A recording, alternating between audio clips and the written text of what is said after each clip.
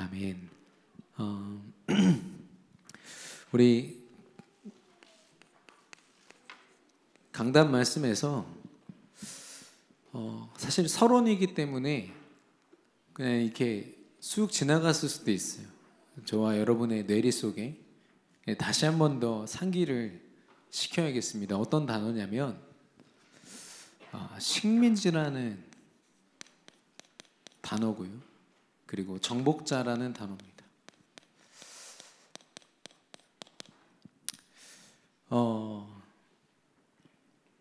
식민지라는 단어가 그냥 노예라는 말보다 더 비참한 것 같아요. 무슨 말이냐면 내 땅이 있는데, 내 나라가 있는데 빼앗긴 거죠.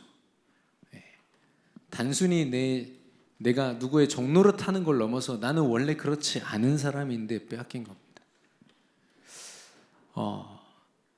그리스도를 누린다, 못 누린다는요, 이런 어마어마한 차이가 있습니다. 성경이 그걸 증거하고 있고요. 성경 66권이 그것을 이야기하고 있습니다. 그래서 그리스도를, 나의 그리스도 누린다.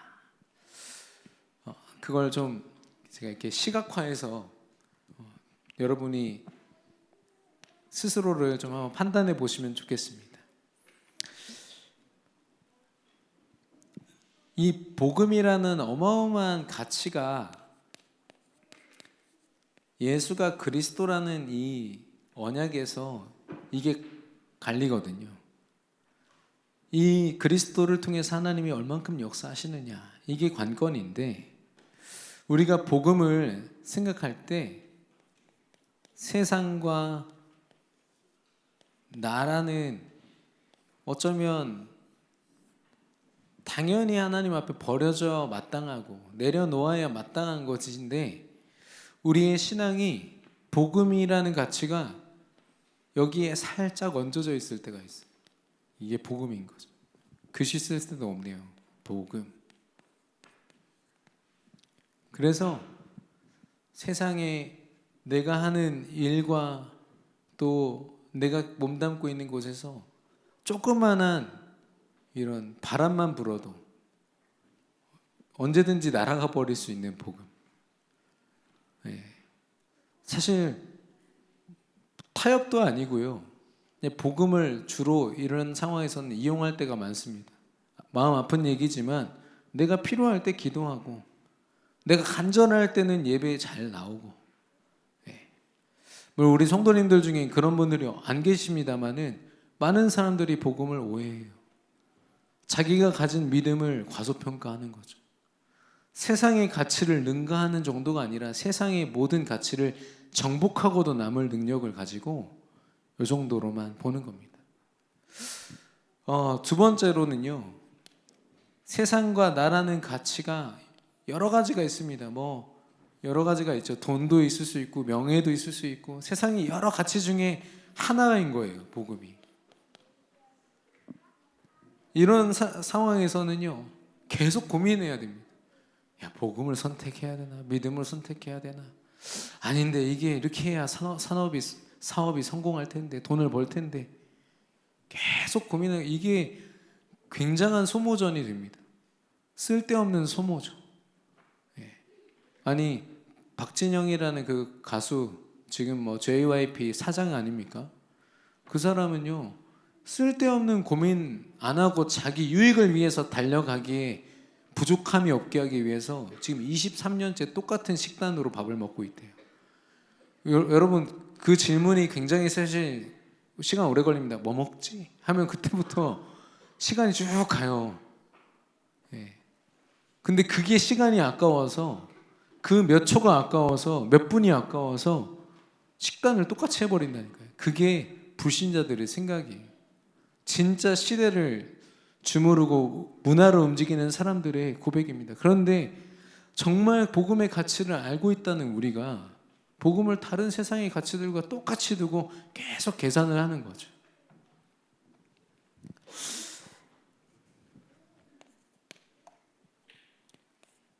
마지막으로 복음이라는 발판, 이 어마어마한 축복과 발판 위에 내 삶과 세상에 일어나는 일들을 그 반석 위에다가 세워가는 겁니다.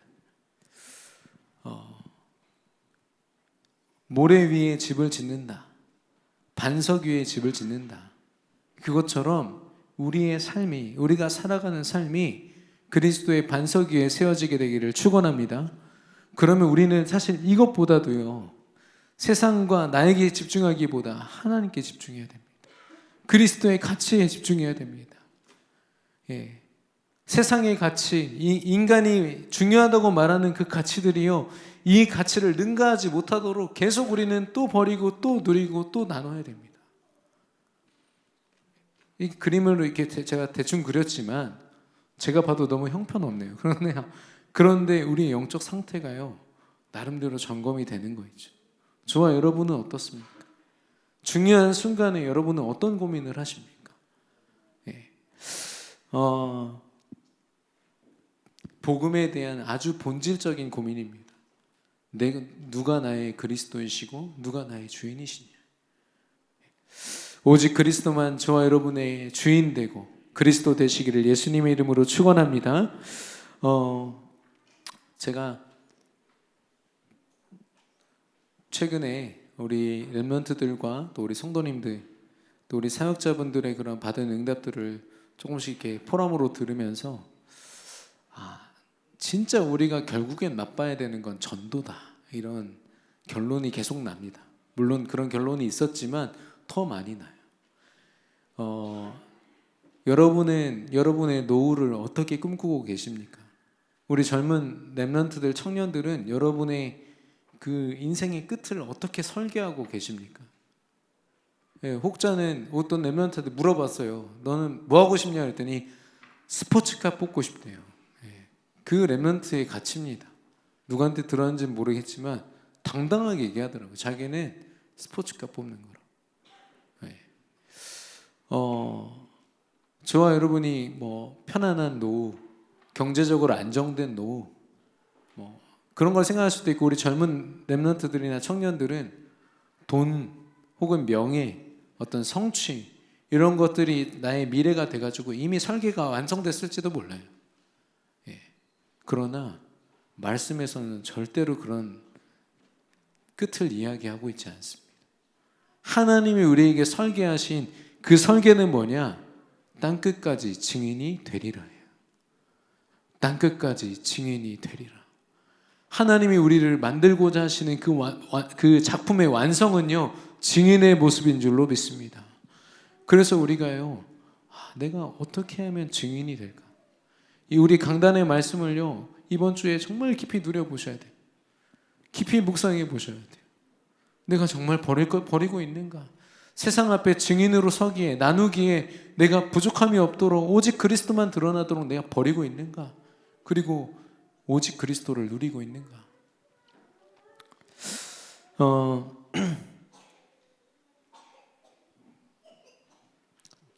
그런데 오늘 제가 나누고 싶은 것은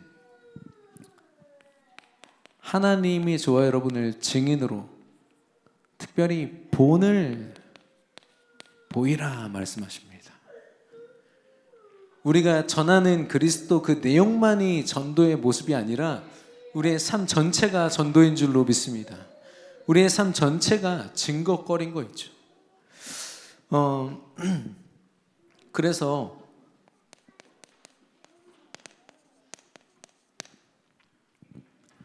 지금 선교단체들이나 얼마 전에도 SFC라고 한때 굉장히 크게 성장했던 그 기독교 선교단체가 지금 이렇게 문을 닫는 수순을 밟고 있습니다. 왜냐하면 이게 예산만 너무 낭비되어지고 전도가 안 되고 있거든요. 예. 영적으로 얘기하면 하나님이 그들을 본으로 세우지 않으시는 겁니다. 예. 많은 선교단체들이요, 지금을 위기라고 얘기하고 있어요. 교회의 위기다, 기독교의 위기다 얘기를 하고 있거든요. 그렇게 어마어마한 크기를 자랑했던 교단과 교회들도 하나같이 이야기합니다. 후대들이 모이지 않는다. 예. 저는 다른 것이 아니라 이거죠. 예. 교회들이 본을 보이기 위해서 봉사활동도 해보고 막 최신식 악기를 들여다가 막 찬양도 해보고 할 수 있는 거 다 해봤거든요. 그런데 정작 하나님이 원하시는 본을 보이지 않았기 때문에 오늘날 교회가 무너지고 있는 거죠.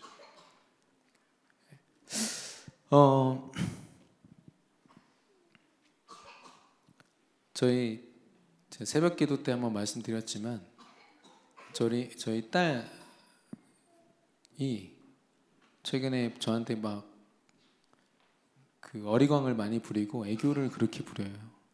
저 끝에부터 막 사랑한다고 달려와서 껴안고 뽀뽀하고 얼굴을 막 이렇게 저렇게 주물러 보다가 너무너무 막 좋다고 막 얘기를 해요. 아빠가 좋아 얘기하는데 가까이 한참 뜯어보더니 아빠 얼굴 정말 크다 이래서 그때부터는 막 수염도 만져보더니 가까이 안 오는 거 있죠. 예. 우리의 신앙의 모습은 어떻습니까? 예. 전도라는 여정까지 우리는 끝까지 달려가야 되는데 어떤 중직자분들은 그렇게 표현하더라고요. 나름대로 누리고 있다고 생각하고 잘하고 있다고 생각했는데 왠지 내 여정이 멈춰 있는 것 같습니다. 목사님 어떻게 하면 좋을까요?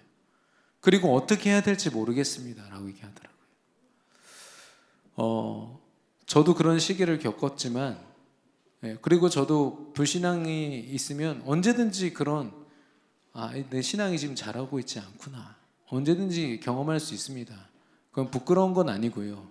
갱신이 필요한 건데 처음에는 교회가 너무 은혜스럽고 말씀이 은혜스럽고 막 했는데 가까이 들어와서 시스템 속에서 뜯어보고 나니까 저 사람도 마음에 안 들고 이 상황도 마음에 안 들고 왜 이렇게 마음에 안 드는 게 많은지 나한테 좀 맞춰줬으면 좋겠는데 맞춰주는 게 없는 거예요. 물론 교회가 시스템이 부재하고 부족하고 연약한 부분이 있어서 그런 것도 있지만 가장 중요한 건요. 하나님과의 1대1의 관계가 무너질 만큼 그런 것들이 보이는 겁니다. 마치 도훈이가 가까이 와서 제 실체를 본 것처럼 할 말이 없더라고요. 얼굴 크다고 하는데 제가 무슨 말을 하겠습니까? 그래서 지금 살 빼고 있습니다만은 중요한 건 도훈이가요 본질을 놓치지 않는 거예요. 얼굴이 커도 수염이 자라도 저분은 내 아빠야. 마찬가지로 우리가 정말 교회의 본질을 놓치고 우리가 정말 신앙생활하는 이 본질을 놓치면 다른 거가 계속 보입니다. 우리의 신앙이 멈추게 돼요. 이번 주 강단의 말씀 통해서 또 오늘 말씀을 통해서 저와 여러분의 한계가 무너질 뿐 아니라 저와 여러분을 하나님이 본으로 세우시는 그런 응답이 있기를 예수님의 이름으로 축원합니다. 이 디도서는요 바울이 전도운동을 하는 중에 자기 디모데라는 자기 제자를 사랑하는 제자를 에베소로 보내고 또 이 디도라는 제자를 그레데라는 섬에 보냈어요. 근데 그레데라는 섬에 사실 교회도 있고 했습니다. 그러나 교회도 타락한 모습이었고 사실 디도라는 한 사람에게 모든 게 다 맡겨져 있는 상태. 얼마나 외롭겠습니까? 누구라도 좀 이렇게 동역자들을 붙여가면서 그 섬을 살려라, 지역을 살려라 해야 되는데 혼자인 거예요. 근데 사실 저와 여러분 그렇지 않습니까? 업의 현장에 누가 있던가요? 나 혼자죠. 가정에 물론 동역자들이 있는 가정들이 있습니다만 많은 가정들이 나 혼자서 그 믿음의 시조로 믿음의 그 깃발을 들고 서 있지 않습니까? 얼마나 외로운 순간이에요.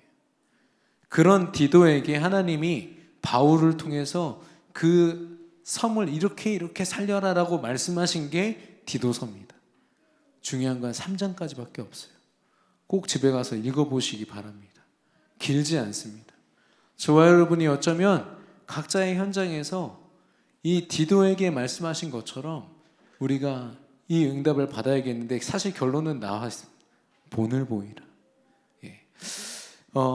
첫 번째로 저와 여러분의 현장을 바로 보아야겠습니다.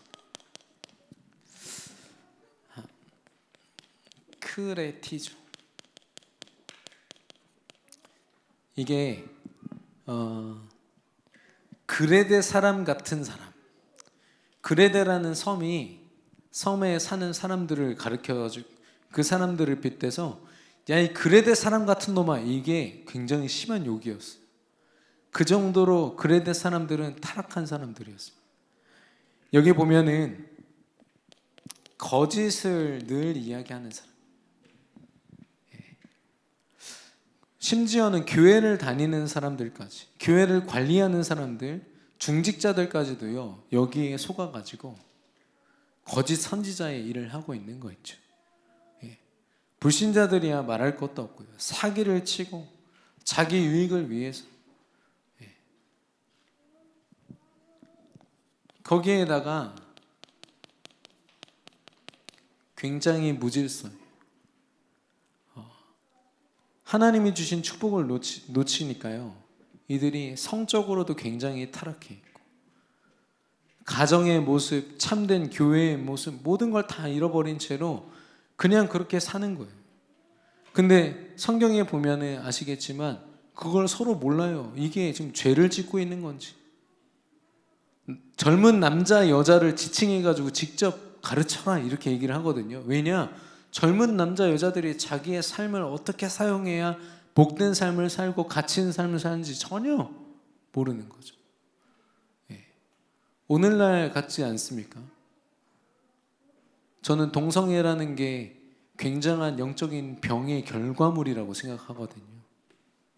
그래서 그 속에 있는 사람들을 반드시 그리스도를 만나 치유받아야 되는, 그리스도의 사랑을 꼭 받아야 되는 사람들이.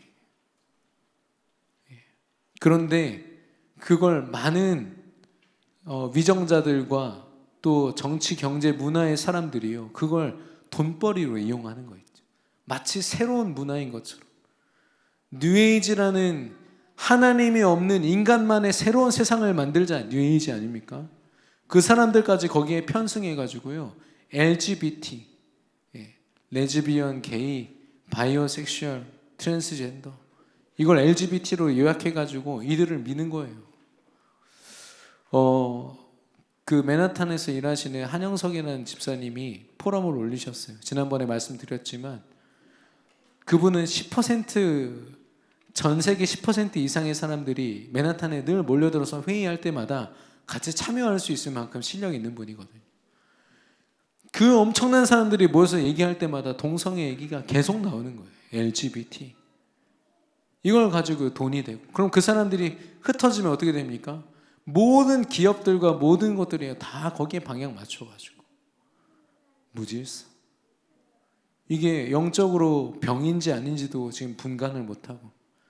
그래서 우리 강단의 말씀에서 또 류광수 목사님은 이걸 가지고 짐승 같은 삶이라고 했습니다. 하나님의 은혜 안에서 진짜 가치가 뭔지 모르면 진짜 나를 위해서 짐승 같은 모습이 되는 거죠. 두 번째로 우상 숭배입니다.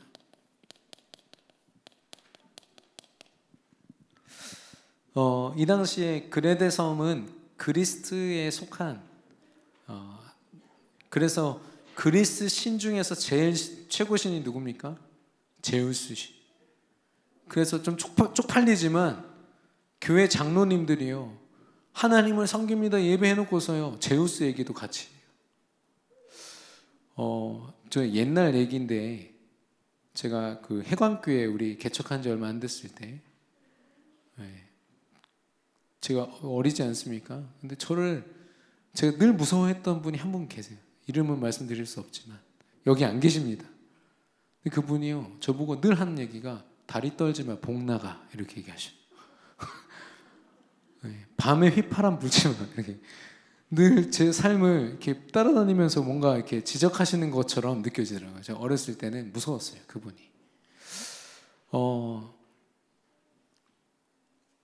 그게 말이 됩니까? 미신 아니에요. 오래된 미신인데요, 그게 이미 깊이 각인되어 있는 거죠. 제가 느끼기에도 그분이 그렇게 하나님을 누리는 것처럼 보이지는 않았던 것 같습니다. 어린 저의 눈에도. 마찬가지로 우상에 대한 얘기를요 계속 하는 거예요, 이 사람들이. 자기들 안에 있는 이 깊은 우상을 빼내지를 못하는 거죠. 오늘날 신앙인들이 예수 그리스도를 오직으로 고백하고 그 엄청난 찬양을 고백하면서도 자기 산업, 자기 가정, 자기 미래 이야기할 때마다 육신적인 얘기 던져가면서 자기 우상 쏟아내잖아요. 마찬가지죠. 그리고 그런 속에서요, 교회는 아무 힘도 없습니다. 의식만 남아있고 예배를 드릴 뿐이지 아무도 그 교회에 소망을 두지 않아요. 예. 아니 교회도 믿고 제우스도 믿고 그럼 못하러 오직 그리스도 합니까? 예. 종교 통합주의가 그렇습니다. 모든 종교가 동일하다. 모든 신이 하나다. 불교를 믿든 천주교를 믿든 교회를 다니든 결국 신은 하나다. 이게 어마어마한 무서운 종교다원주의. 오직 하나님은 우리 예수 그리스도 하나님이신 줄로 믿습니다. 우리가 그 믿음을 흔들리지 말아야겠는데 그레데 섬이 이런 상태였어요. 저와 여러분이 지금 몸담고 있는 그런 현장도 사실 이런 모습이지 않습니까? 그 속에서 우리가 부대끼는 사람들이 다 이런 모습이에요. 기껏 기독교인 만나봐서 보면은 다 이런 모습이라니까요. 아무 힘도 없어요.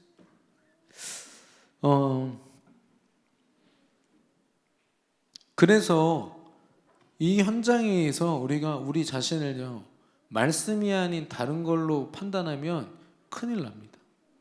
내가 뭐가 부족하고. 예. 제가 차에서 좀 이상한 소리가 나서 제가 자주 가던 곳에 가서 이렇게 고치려고 했더니 많이 고장났네요 이러면서 조금 있다가 견적을 뽑아줬는데 100만 원인 거예요. 그런 돈이 저한테 없고, 그래서 당장 못 고치고 이제 이렇게 좀 더 보려고 우리 교회 집사님이 하시는 그런 곳에 갔어요. 가서 얘기를 들어보시더니 그럼 점검해 볼게요. 조금 있다가 100만 원은 저건 좀 그렇고 한 30만 원이면 될 것 같은데요. 그러고 얘기하시고서 본인 돈으로 다 하셨어요. 그래서 제가 너무 감사하다고, 목사님 뭐 사역하시는데 자기가 작은 보탬이라도 되고 싶다면서 그냥 고쳐주시더라고요. 너무 감사했는데 그게 어제 있었던 일입니다. 제가 100만 원 얘기 듣고 얼마나 가슴이 저렸겠습니까? 야, 교회에다 요청을 하기도 그렇고 이 귀한 헌금들이 이렇게 쓰여지는 게 너무 싫고, 막 제가 자동차 관리를 너무 못한 거에 대한 막 자책감부터 온갖 생각이 다 드는 거예요. 그 말 한마디 100만 원입니다. 근데 우리 집사님 만나니까요, 그 전문가, 진짜 나를 생각해 줄 수 있는 그 전문가를 딱 만나고 나니까 마음이 다 시원해지는 거 있죠. 해결까지 됐어요. 왜 세상에다가 나를 점검하십니까? 세상이 말하는 건 돈 벌어야 돼, 노후를 준비해야 돼, 자녀를 잘 키워야 돼, 세상의 가치들을 가지고요 내 인생을 계속 옥죄는 거예요, 사단이. 세상 기준으로 보면은 그렇게 넉넉하게 전혀 문제 없는 사람이 누가 있습니까?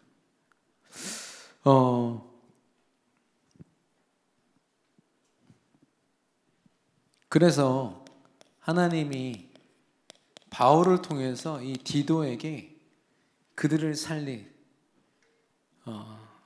방법을 말씀해 주십니다. 첫 번째가 바로 교회 개혁이었습니다. 얼마 전에 강단 말씀에서 이 땅의 이 시대의 모든 문제는 교회 문제다라고 얘기하셨거든요. 왜냐? 교회가 한 지역과 한 현장에 정말 모델로 서서 그 교회에 속한 성도들과 함께 빛을 발하고 모든 것을 살리고 주도를 해야 되는데 그걸 놓쳐버렸기 때문에 이 땅에 문제가 온 거거든요. 다른 말로 좀 더 구체적으로 얘기하면은 개혁입니다. 죄송합니다. 개혁. 성전 개혁이죠. 하나님이 저와 여러분을 하나의 성전으로 세우셨습니다. 어쩌면은 우리가 전도하기에 앞서, 그들에게 어떤 영향력을 주기에 앞서 내가 개혁되어야 되는 거 있죠. 교회가 개혁되어야 되는 겁니다. 그들이 가진 흑암도 깊고 문제가 많지만 가장 먼저 우리가 손을 대야 될 건 어디냐? 우리 교회고 우리 나 자신인 거 있죠. 믿음 가진 나 자신. 거짓 신앙을 제거하는 거.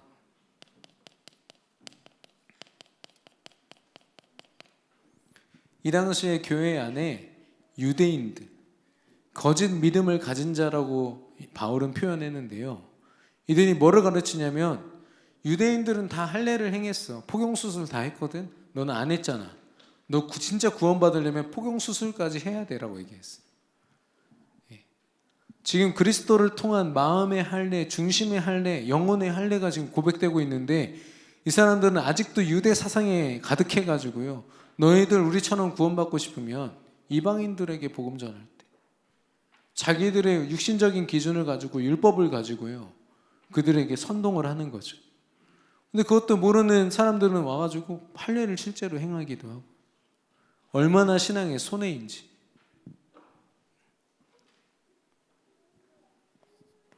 그리고 말씀드렸다시피 제우스라는 신을 비롯해서 그리스도의 신까지도 언급할 만큼 교회가 오직 그리스도가 아닌, 오직 믿음이 아닌 다른 것에 물들어 있는 겁니다. 그걸 개혁하라고 한 거죠.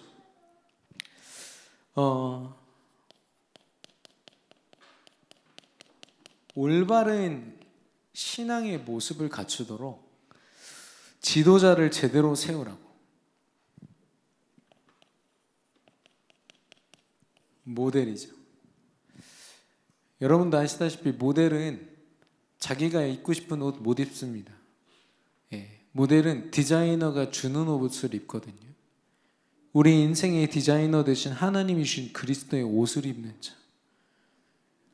내가 생각하는 어떤 신앙생활의 방법과 모든 것 다 내려놓고 하나님이 말씀을 통해 입혀주시는 그리스도의 옷만 입는 자. 여기서도 보면은 그 본이 되는 여러 가지 기준 중에 가장 중요한 게 뭐냐? 말씀 앞에 순종하는 자. 말씀 앞에 온전히 따라가는 자라고 표현하고 있습니다. 2장 10절에서 13절에. 그래서 뭐냐면 이 불신앙을 선동하는 자들을 제거하되 사람들에게 너 이거 해 저거 해 그걸 가르치는 게 아니라 정말 믿음의 본이 될 만큼의 모델을 한 명이 제대로 세우면 그를 통해서 하나님이 역사하신다라는 거죠.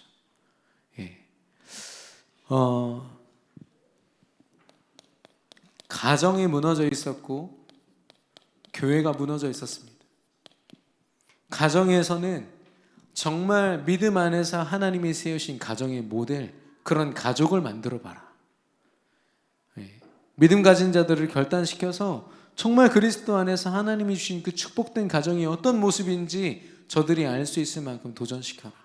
교회 안에는 지도자들, 감독관들, 같은 말이거든요. 지금의 장로님들이십니다. 그 사람들을 정말 믿음 위에, 말씀 위에 세워서 말씀에 올인한 자들이 얼마나 힘 있는지, 얼마나 지혜롭고 하나님의 인도와 축복 속에 있는지 그들에게 보이라 라고 이야기하는 거 있죠. 어떤 전도의 막 특별한 전략, 너는 이 지역에 가서 이렇게 하고 저렇게 하고 이렇게 하지 않고요. 모델로 서는 거. 그러면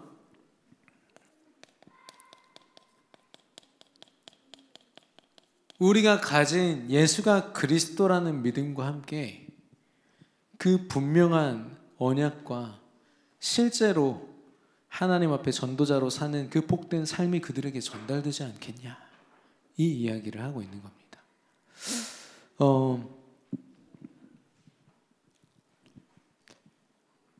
교회 안에서도 참 이렇게 저도 그렇지만 본이 되고 싶지만 많은 부분들이 때로는 교회 안에서도 오해가 될 때가 있고 불신앙의 거리가 될 때도 있더라고요. 제가 아까 우리 도로를 달리다가 앞에 박스 줍는 아저씨가, 할아버지가 박스 확 날아가서 도로에 쫙 깔려 있는 거예요. 너무 위험해 보여서 제가 차로 길을 막은 다음에 박스를 주워드렸거든요. 그걸 하고 있는데 옆에서 어떤 아주머니가 또 내리셨어요. 돕겠다고 이제 내리신 건데 저를 보면서 하신 말씀이, 저는 아이고 착하네 이런 얘기를 할 줄 알고 내심 기대하고 있었는데, 아니 운전을 어떻게 했길래 아저씨를 치셨어요 이렇게 얘기하더라고요. 아니 전 정말 선의를 가지고 그렇게 했는데, 그분은 볼 때 제가 그분을 친 줄 아는 거죠. 박스가 흩어져 있고 할아버지가 막 힘들어 하시고 하는 걸 보고. 근데 이해는 됩니다. 왜냐, 그분은 그 과정을 못 봤거든요. 그분이 보고 싶은 것만 본 거죠. 그래서 제가 별말 안 하고 그냥 정리하고 왔거든요. 근데 교회 안에서도 그럴 수 있습니다. 각자 관점이 다 다르고요. 생각이 다 다릅니다.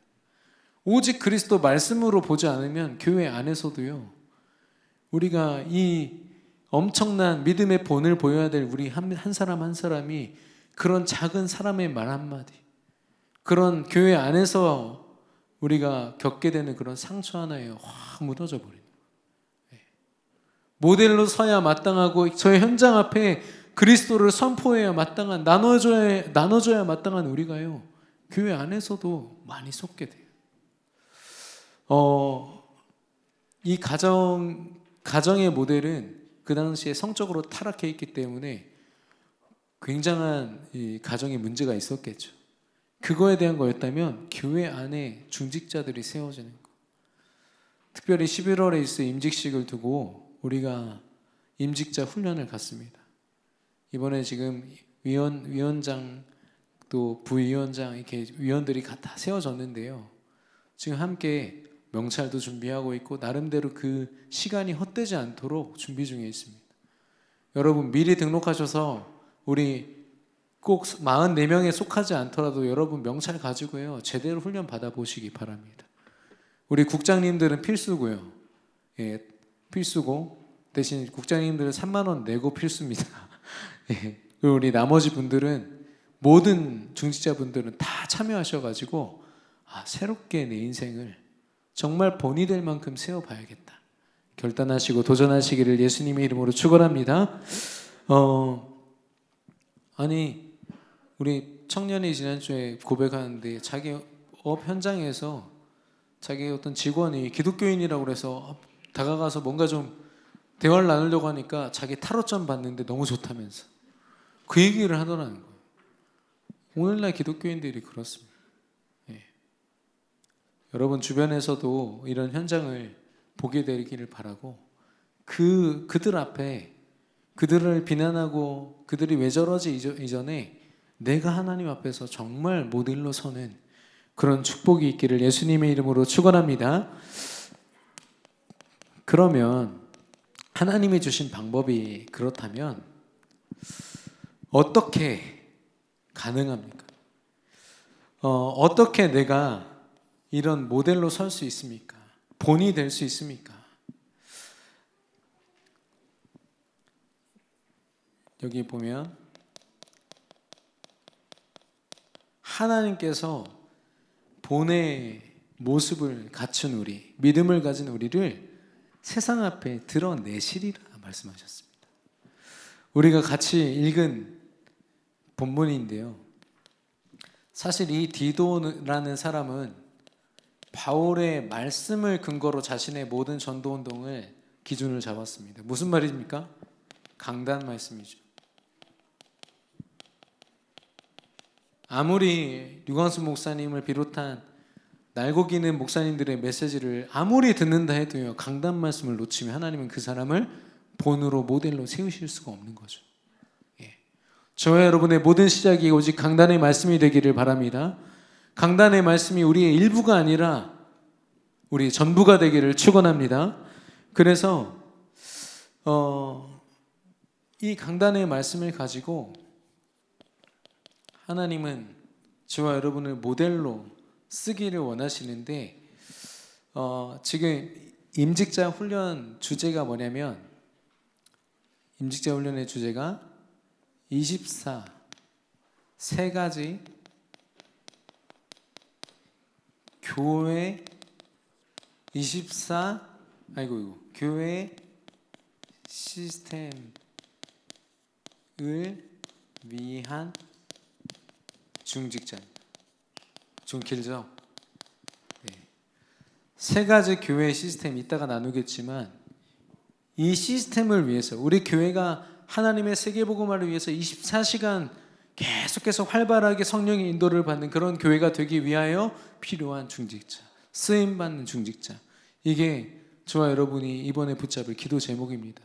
그런데 하나님 지금 디도에게도 그 말씀을 하고 있는 거예요.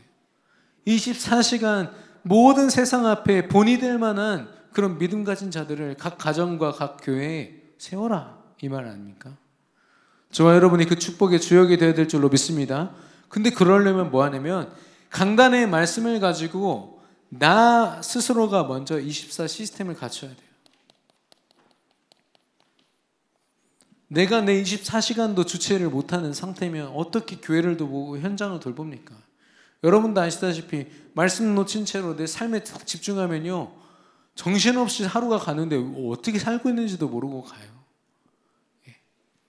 그 정도로 우리는 우리의 24시간을 쉽게 빼앗기기도 하고, 그러나 말씀으로 우리가 되찾을 수가 있습니다. 그래서 다윗에게는 왕의 집무실이 곧 말씀을 묵상하는 자리였어요. 자신이 많은 걸 결정할 수도 있지만 그 결정권을 하나님께 드리고 기도하는 장소였습니다. 다니엘도 마찬가지죠. 그 당시에는 자신의 집무실에서 할 수가 없었어요. 우상을 숭배하는 곳이니까. 그래서 자신의 집, 아무도 터치할 수 없는 그곳을 정해놓고 하루 3번 하나님 앞에 빠짐없이 기도했잖아요. 그런 비밀들이 있기 때문에 그들을 하나님이 본으로 세우사 한 시대를 살리고 지역을 살린 겁니다. 초대교회는 어땠습니까? 그들이 어딜 가도 핍박을 당하니까 지하 땅굴을 파가지고 그 처참한 생활을 했단 말이에요. 그런데 그들이 그 땅굴 밑에 그 카타콤이라는 그 땅굴을 예배 처소로 삼고 기도의 처소로 삼아서 모든 인생을 하나님 앞에 내어드리고 잘못된 불신앙과 두려움을 하나님 앞에 버렸을 때 하나님께서 그들에게 역사하셨고 그들을 본으로 세우사 로마를 뒤집으셨습니다.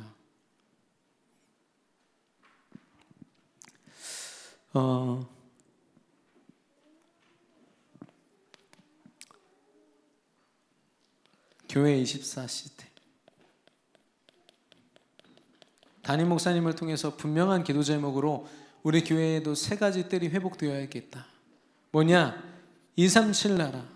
모든 민족을 품을 만큼의 그릇이 우리에게 주어질 뿐 아니라 영적으로 육적으로 병든 자들, 특별히 마음이 병들어서 늘 불행과 죽음 가운데 있는 그들이 그리스도의 복음을 알고 치유될 수 있는 것.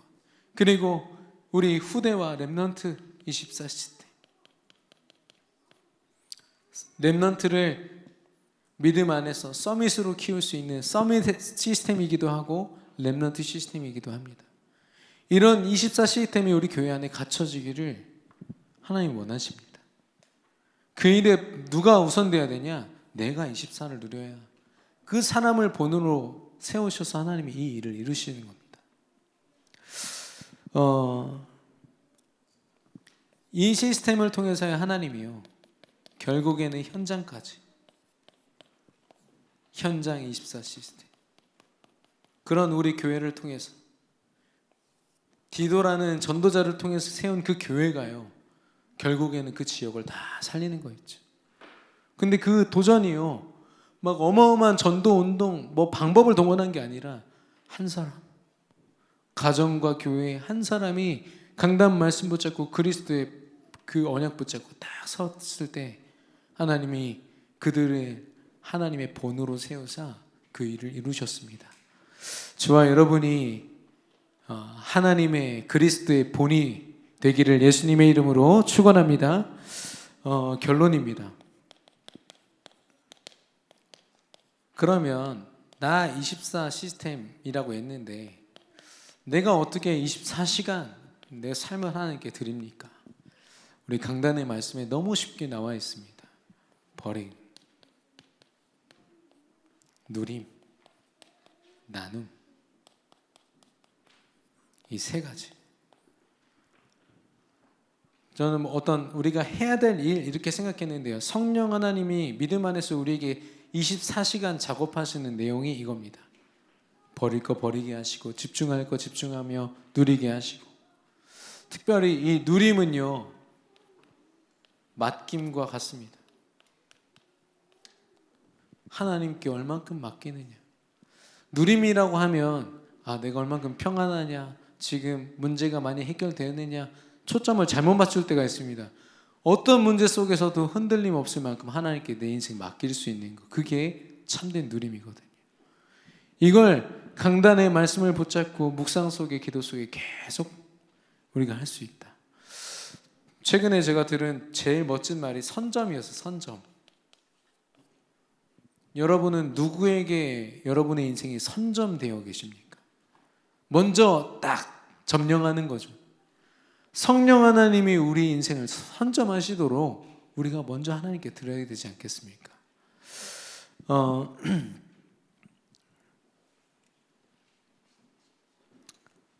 10월 30일 이날이 세상이 말할 때는 할로윈 데이지만 우리에게는 종교개혁 주일입니다.